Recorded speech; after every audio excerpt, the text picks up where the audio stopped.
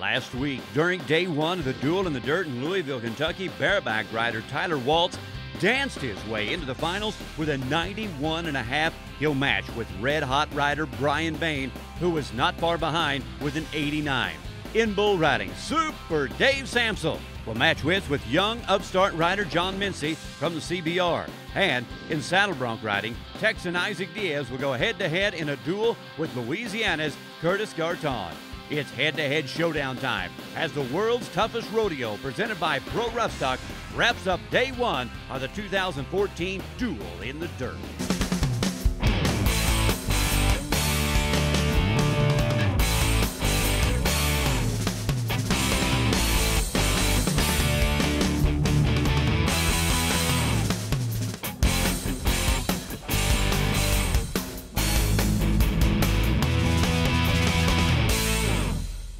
Welcome once again to Broadbent Arena on the grounds of the Kentucky Exposition Center for this very special partnership event between World's Toughest Rodeo and Pro Roughstock.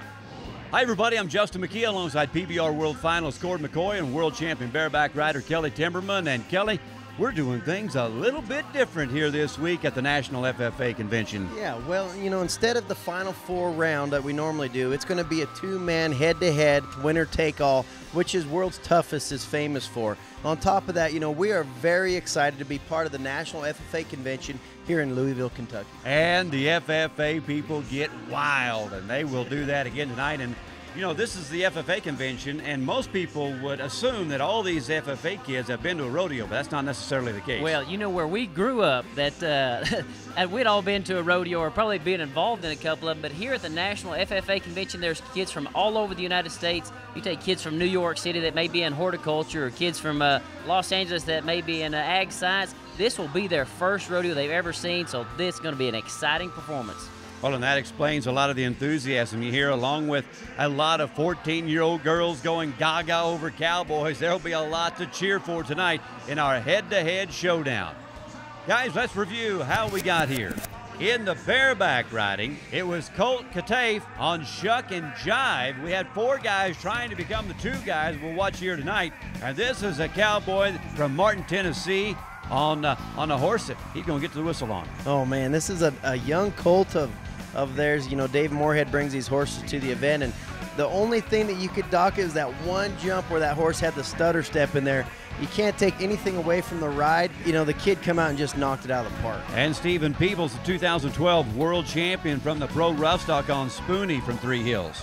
Yeah, you know, this was a hard-to-ride horse, kind of moving down the pin, had some direction change, didn't really want to get real high in the air. Stephen Peebles just went for it right from when the horse that turned his head out of the gate. The difference was he was just a little bit behind in this ride, cost him a little bit in the score. As you see on the Rocky replay, trying his guts out to get it done. And the thing about this format, where they're only taking 2 into that round, you've got to go for it. Go for broke. Now, here's Brian Bain. That's the way he's been riding the whole time. Be money. You know, that big classic start right out of there really built his ride. You know, what can you say? Brian Bain is on fire right now. He just used that horse up. Good start. You know, that's what those judges are scoring on. If a guy's got a quality start like that where he holds his feet a good jump, maybe right out of there, you know, maybe 2, that's going to boost the score a little bit. And then being on top of that horse all the way across there, 89 points, I mean, well-deserved. Well, it looked like he'd set himself up, and Tyler Waltz, he wanted to do one better on Mama Mia from Three Hills Rodeo Company. That horse came a-cracking it. You talk about, what we look at for an animal when we're judging, and that horse has all the criteria. She's got the jump, that's where the front feet get off the ground, you know, how high she gets, the kick, you know, how hard she kicks with those back feet, direction change, she's circling right in front of those chutes, and then difficulty. That right there is one of the strongest horses going down the road in professional rodeo, and that kid sat up there and tried all the way through it, and that's why he's a round winner. Well, the judges rewarded him handsomely. As you see, here it is, Brian Bain and Tyler Waltz now getting ready for the sudden death final round. And as we go to Brian Bain, a horse called Catnip. Brian Bain, remember, we're going to erase the scores. It's sudden death. High score between these 2 guys is going to take home the buckle. Good start. Horse kind of stuttered out of there, and then man, go on, Catnip. Look at him grit his teeth and go at it. And Brian Bain just sitting up there and just beating him to every jump. Wow, what a ride. I mean, this guy continues to do well. The last 6 rides he's had have all been 88 or higher. And out of those 6 rides 88 or higher, 4 of them have been in the 90s. He was the winner in Portland 2 stops ago. The Bain train has gathered steam now and is putting the pressure on everybody ahead of him. Man, look at that right there. That's when he's having fun. Wow. 91 points for the number 6 pro rough stock rider this season. As we go to Tyler Waltz. Now going second, at least he knows what he has to beat. B95, Tyler, go for it, buddy. He's on a horse called Mars. Here's the Jersey Shore, Pennsylvania Cowboy, number 5 in the world's toughest standings. Oh, man, right out of there, spurred right over that horse's neck and cost him. It whipped his body over there, and he just wasn't able to recover. I think he might have reached down a little early there, Kelly. Yeah, they stopped the clock at 7.1. Look at that horse. I mean, you talk about 2 horses in the final 2 round that are matched up about perfectly.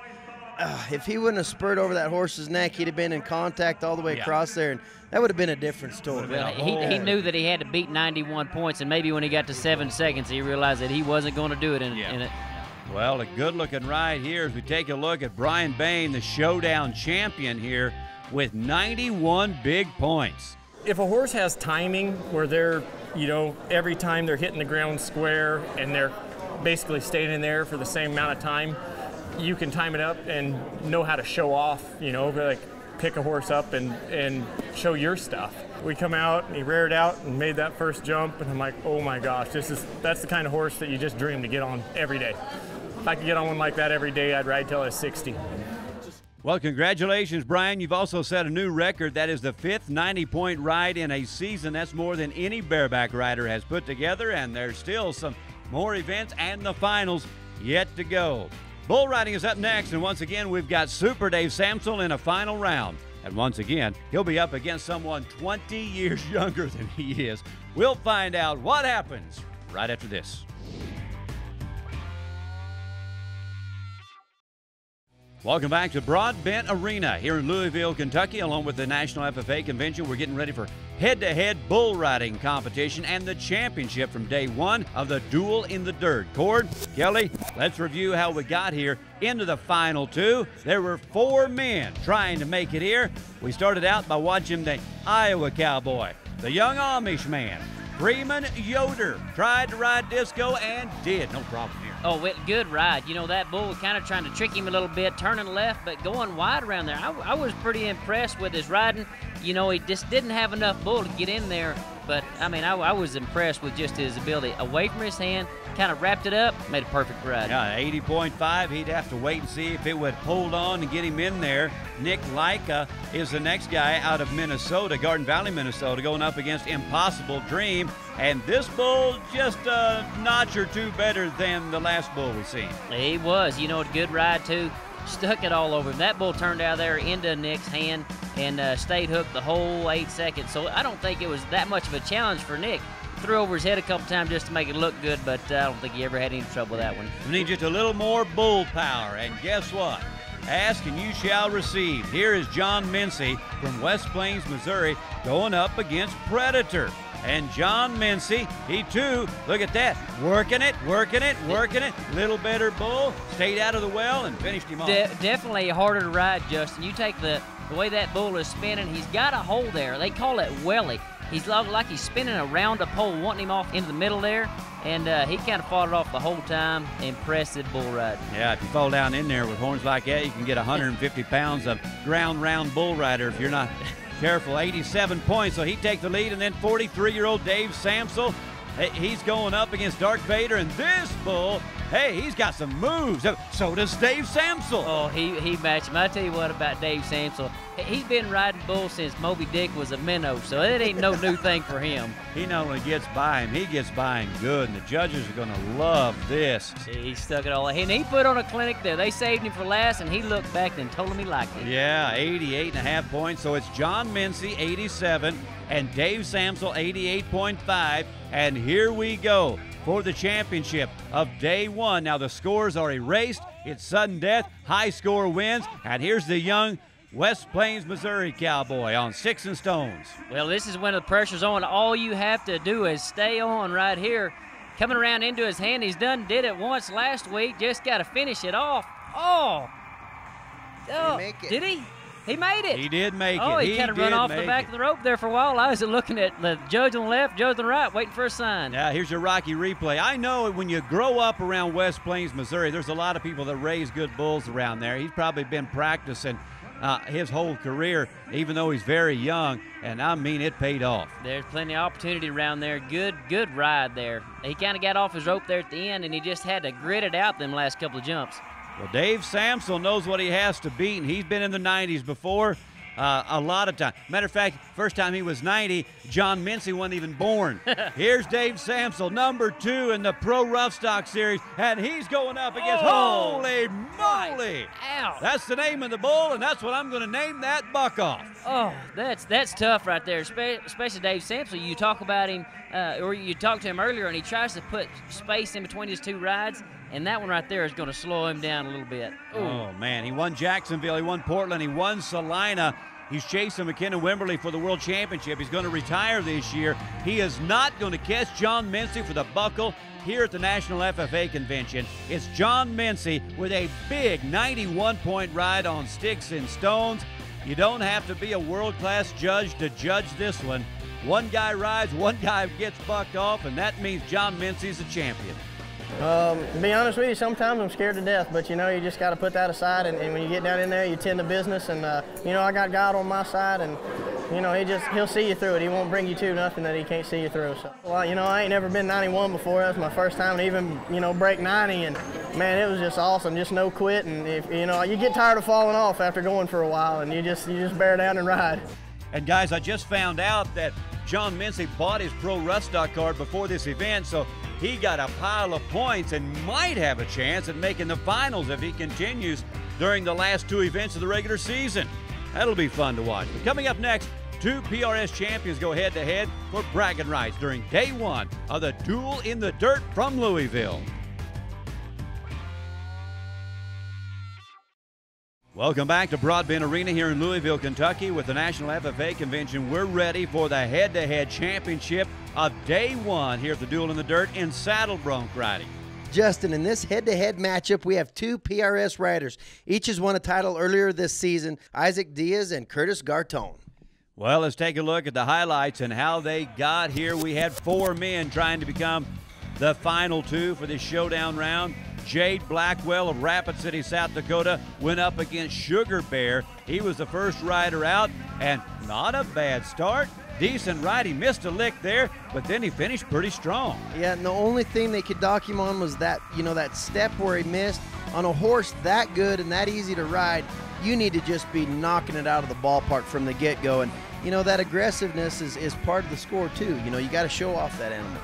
Here is Ryan Roadwall trying to ride his way into the championship round. He's now living out of Florida. Short Drop was the horse. Completely different horse. This horse has got a lot more buck to him, a little bit faster, a little bit harder to ride, you know, and he makes a solid ride all the way across there. But, you know, I give it to the horse a little bit, maybe traveled a little bit too much. Level difficulty was there, and at the same time, when they travel like that, it is hard to be in contact with the horse's front end before his front feet hit the ground, and that's definitely a big part of the score. And next, Curtis Garton, the New Zealand transplant, now living in Lake Charles, Louisiana, went up against Gumby, and here's the man who had won in Jacksonville, and he looks solid here. Yeah, and the reason that he got a little bit higher score than the other guys is because he was actually in contact that horse's front end before those feet hit the ground. That shows control, shows he's aggressive, you know, and that horse is traveling, making some direction change, not too easy to ride. So, you know, 85.5 points, well deserved. So he knew he was in with 1 man to go. Isaac Diaz, another man who won an event earlier this year on the Pro Rough Stock Series. He won Everett, Washington. And here he goes up against Chrome Plated. Classy bronc rider, classy bronc. You know, the thing about this horse here, this is a good to ride horse, but there is a level of difficulty. If you watch this ride, this horse starts to fade off to his right, and his feet aren't too even all the way across her. So really hard for a bronc rider to stay even with those feet, and then on top of that, to be in contact to that front end before those feet hit the ground. That was a great bronc ride all the way across. That great 4 round, it was a spurring contest. You look back at all 4 of those horses, that every one of them just jump and kick, and it's whoever spurred the best won first, second, third, fourth in that round. Isaac Diaz on top, and here we go. The 2 men going head-to-head, sudden death. High score wins the buckle, and Isaac Diaz, not only did he win Everett, Washington, but he had the second high score of all time in pro rough stock history with a 92.5 there. This horse is Melancholy Baby. Man, we talk about the start. Right there is what we talk about. When you mark a horse coming out of the buck and shoots, have those feet in that horse's neck for a jump or two, that sets up your ride. And, you know, that consistency right there will build all the way through, because it's the same thing, jump after jump. He's just marking that horse out. I think Isaac was ready for that challenge. You see that good shot that the PRS does out of the chute. He had his teeth gritted down. He knew them first couple of jumps was going to come with it. So, I mean, I was impressed the way he stuck him out there and packed him. Originally from Florida, Isaac Diaz, 90 points. And there's that big smile. And Curtis Garton knows he has to go for it to beat that 90. He's another transplant. As I said, he's from New Zealand. He's on a horse called Michelle. Yeah, this is quite a bucky horse out across here. Really moving to the right, hard on him. Sits on a foot and just bucks him down. 7.9. You know what, Kelly? I think that left foot kind of stuck over the shoulder, and then it made the right one just come up in the saddle over there. But, you know, Curtis, he kind of like Justin said earlier, he had to go for it. He had to turn loose and go to him. He had to be over 90 points to win in this round. He had the horse to do it, too. That's a heartbreaker. Man, that was a good ride up to that point. No score. I think Curtis would have been mad, though, if he'd have rode him and they'd have marked him 88. He'd rather buck off. Yeah, went down swinging. Isaac Diaz wins another event on the Pro Rough Stock Series season. A big one. Another 90-point ride for Diaz here in the Wrangler Championship round. I'd seen that horse a couple times. I was really happy to have him. Kind of almost bucked me off right out of there, it felt like, but it felt pretty good after that. So if I could do it over again, I think I could ride him better. There were some weak points in there that I'd like to correct, but hey, you guys got a plan. It all worked out. Well, not only was it a big score, but it was a big move. Isaac Diaz came in number 11. Remember, the top 12 at the end of the season go to the Pro Rough Stock World Finals, and this win, the points here count, is going to solidify his World Finals coming up in Rapid City. Now, still to come from here in Louisville, we'll update the Pro Rough Stock World standings and hand out the Kershaw Cutting Edge Performance Highlight and John Deere Big Buck of the Night. There's a reason it's called rough stock. Just ask these guys. Tough, determined, not afraid of danger. I don't know about you, but I'd like to get to know them. Now you can. mastersoftheride.com. Be inspired. Rough Stock fans, tickets are on sale now for the PRS World Finals, February 2nd and 3rd in Rapid City, South Dakota, during the famous Black Hills Stock Show. Log on to ProRoughStock.com to reserve your seats now. Also, be sure to follow Pro Rough Stock on all of your favorite social media platforms and YouTube for all the past shows and additional videos. And subscribe today to the PRS official podcast and hear inspiring stories as you get to know the riders and the rough stock personnel. That's Masters of the Ride on iTunes or visit mastersoftheride.com. As we mentioned before, this event is held in conjunction with the National FFA Convention with over 60,000 attendees here this year. And earlier today, we had an opportunity to catch up with the director of this massive event, Dale Crabtree, and also the announcer for this event, Roger Mooney, who's been here for 17 years. The National FFA organization is a part of a high school education program. We have 610,240 members across the United States, Puerto Rico, and the Virgin Islands. It truly allows students to understand all of agriculture, not just production agriculture, but the other 300 careers that are available.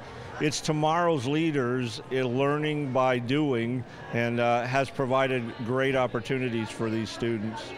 Well, there's a mixture here. There's farms, whether it be dairy cattle, hog farms, and wheat farmers, and then there's floriculture from New York City, Boston, and Baltimore. There is a mixture, a melting pot, but one thing's for sure. When you come here to the world's toughest rodeo and Pro Rough Stock, you're talking about the very best of cowboys and rodeo livestock. The rodeo's great, the fans are great, and when we talk about the FFA, the future of tomorrow, the fields of agriculture are alive and well this week in Louisville, Kentucky. Here's where we are after day one here in Louisville. Looking at the Pro Rough Stock World standings this season, Brian Bain continues to move up. He was number 5, but with a big win here, now he's number 3. And Cord in bull riding, John Mincy came from nowhere into the number 6 spot. Dave Samsel was 1,000 points behind, but with a 700-point win here, moves him right up in there where he wants to be. And Dave's going to finish strong. This is his last season. He's putting it on the line. Good to see the young guy, John Mincy, right in there at number 6. You betcha. And in saddle bronc riding, Kelly, nobody's going to catch J.J. Elsher for a while, but Curtis Garton has made a big move. Yeah, JJ, he's really leading the pack. Almost 6,000 points above everybody else. Curtis Garton has jumped up all the way to 3rd spot. And then Isaac Diaz also made a huge jump from 11th up to 6th. So, the race there is getting tight also. Well, guys, it's time to award the Kershaw Cutting Edge Performance Highlight of the Night. Cord, who do you have? Well, for a cutting-edge performance, I got to go with a young guy, John Mincy. You know, bull riding's dangerous, and sticks and stones may break his bones, but he gets him rode tonight, and it's good to watch his first 90-point ride right here on the PRS Series. There's nothing like the best ride, and there's nothing like a Kershaw. Now let's hand out the top bucking honors with our John Deere Big Buck of the Night. Kelly, you got it. Yeah, my John Deere Big Buck of the Night's got to go to Holy Moly, the one Dave Samsel had here in the bull riding. To buck that guy off, you got to be doing something, then give him a little bit of a shot with the horn on top of that. Just added a little bit of insult saying, hey, buddy, I just bucked your butt off. Our Big Buck of the Night is sponsored by John Deere. Nothing runs like a deer. Next week, some new riders move in for day 2 of the Duel in the Dirt. And for Cord McCoy and Kelly Timberman, thanks for spending some time with us. I'm Justin McKee. See you next week from Louisville.